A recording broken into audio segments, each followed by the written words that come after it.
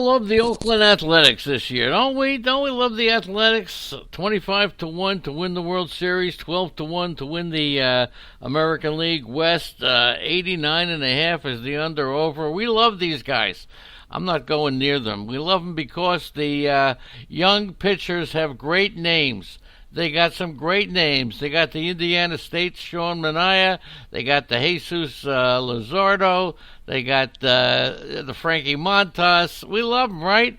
A rookie is a rookie is a rookie. Give these kids another year or two. H.A. Puck, another guy. Oh, we love Puck, Luzardo. We love Manaea. We love Montas. But they're not going to win any championships this year at all, okay? But they're still a pretty good team. Sean Murphy, outstanding catcher, somebody that people are just not that familiar with. He could be a very interesting breakout catcher if you have the opportunity to get him. Sean Murphy is going to hit you about 270, 15 home runs. That's not bad. He had a knee injury last year. He's expected to be ready for spring training, underwent surgery. His value is going to be depressed based upon that. He missed most of the early part of the season with knee issues. Made his first career start early September, and he hit 414 with 4 homers in his first 9 games. Then he came down to earth, but still, keep an eye on this kid. He could be terrific if he gets the playing time. Matt Olson and Matt Chapman. You got the two Matts right here, and they're both going to be fantastic. These are the power hitters that were power hitters in the minor leagues, and now they're power hitters in the major leagues. As far as Olson's concerned, he's going to be playing some first base this year. That's what it looks like for Matt Olson. And yeah, to hit 30, not many players are going to get the 35 home run mark from me this year, but I'll give it to Olson. And a 260 batting average, it'll knock in the runs. He missed the early part of the season last year with a hamate injury, still came back to hit 36 homers. And look, people will forget he only played 127 games. And it was in a pitcher's ballpark. Okay, 90th percentile, batted. I mean, everything he did. He smashed his right-handers as well. He's a left-handed hitter. So there you go. Also for Chapman, not only is he one of the best offensive third basemen in all of baseball, but to hit you 250, 25 to 30 home runs. Okay, 25 to 30 home runs. He definite two-way talent. He had 36 homers last year.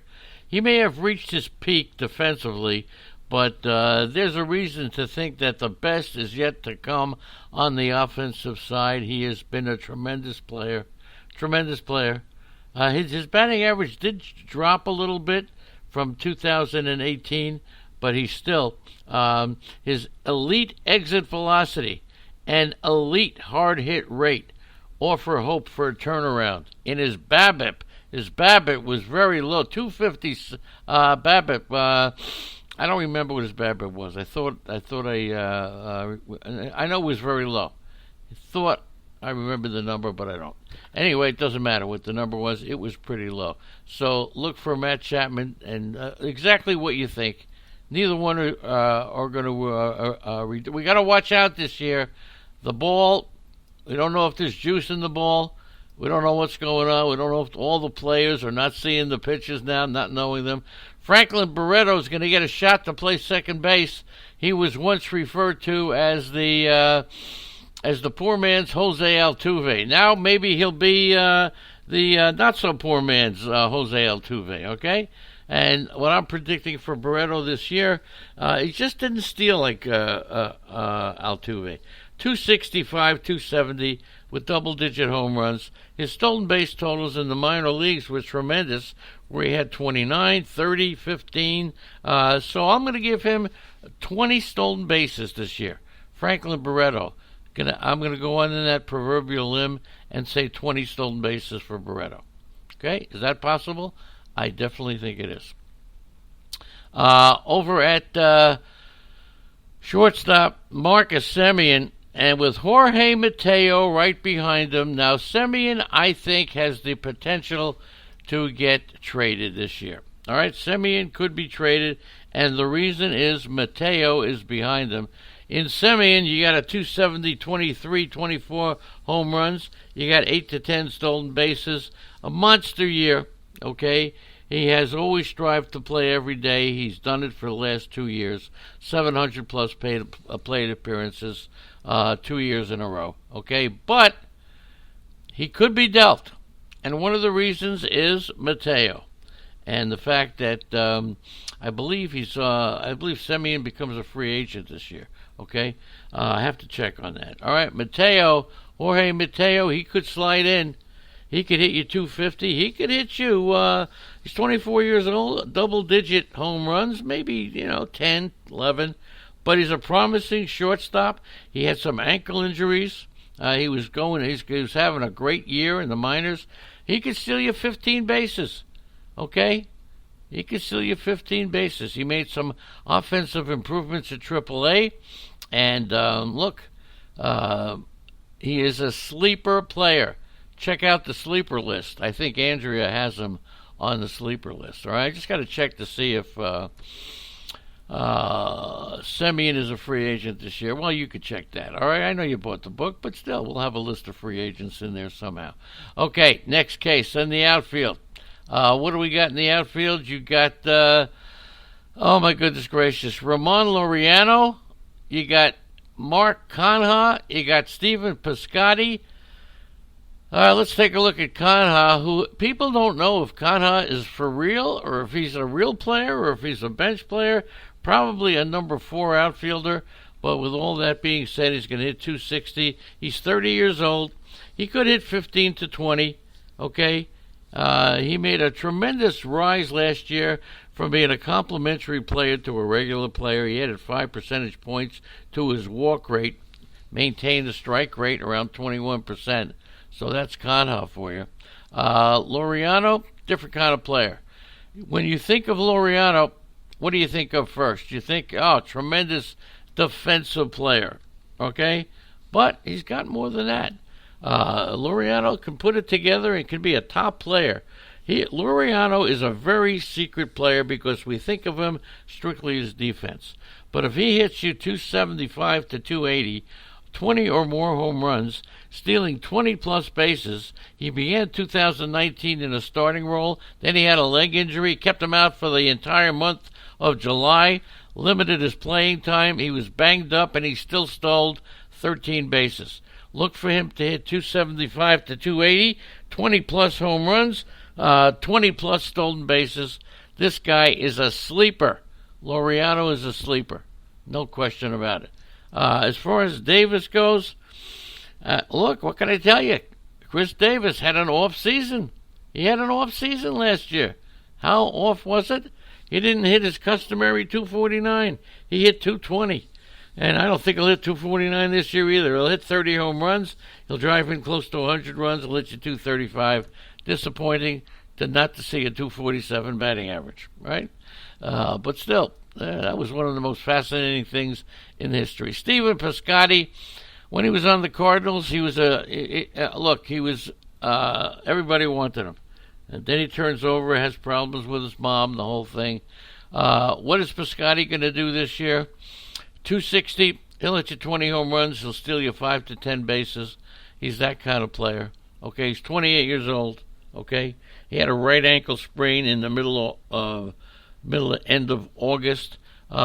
Pretty tough to figure out. He's been up and down, but he is just 260, 20, 5 to 10 stolen bases. Okay, he hasn't been healthy.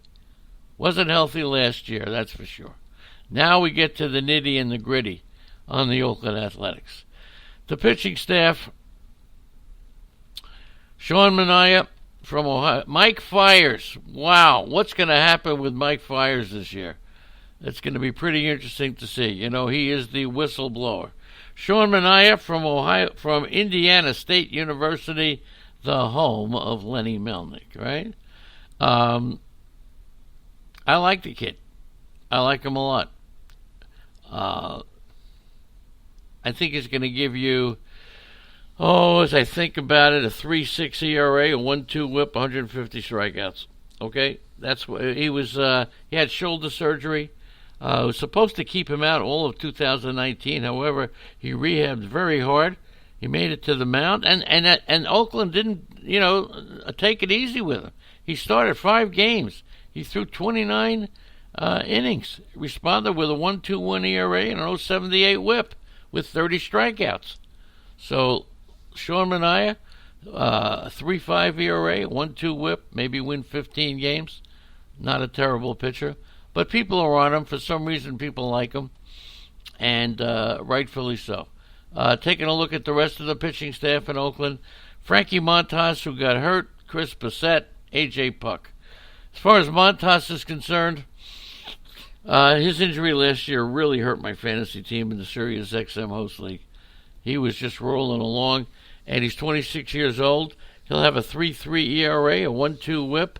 He earned a rotation spot in the string, and he was in the midst of a great season. And then he got he didn't get hurt. He got an 80-game suspension for testing positive. He returned at the end of the season. He had one final start, finished the year 2.63 and a 1.1. This year, 3.3, 1.2, 180 strikeouts.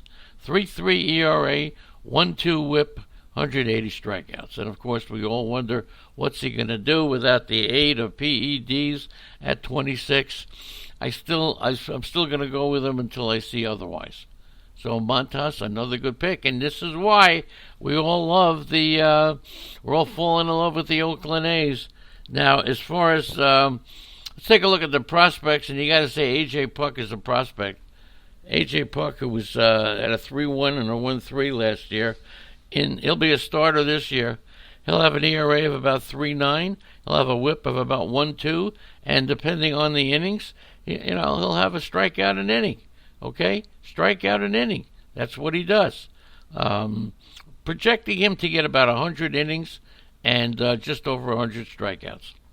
That's what I'm projecting Puck on. Okay, so he was eased back as a reliever in his first year back from Tommy John, but then he has a chance to be a real good starting pitcher. There's no question about it.